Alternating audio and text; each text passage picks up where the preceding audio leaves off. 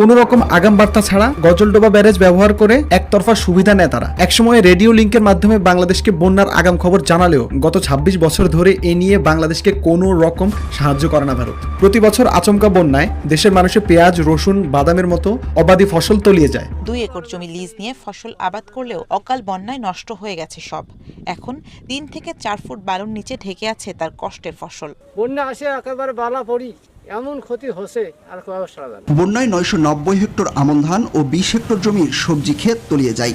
কষ্টে ফলানো সোনার ফসল হারিয়ে দিশেহারা কৃষকরা। তলিয়ে গেছে সবজি ভান্ডার খ্যাত চরাঞ্চলের শত শত একর সবজি ক্ষেত, আমন ধানের বীজতলা ও মাছের খামার। ফসল হারিয়ে দিশেহারা ক্ষতিগ্রস্ত কৃষকেরা। বেগুন পাট সব তলিয়ে গেছে, আর কৃষি জমির ধান বীজ পাচ্ছিলাম আর কি, বীজগুলো সব নষ্ট হয়ে গেছে। এই নিয়ে প্রায় ১-১.৫ লক্ষ মানুষের ফিশারির ক্ষতি হবে, কয়েকশো কোটি টাকার ক্ষতি হয়ে যাবে। ২০২১ সালের একদিনের হরকা বন্যায় চুরমার হয়ে যায় তিস্তা তীরবর্তী গ্রামের পর গ্রাম। ঠিক যেমনটি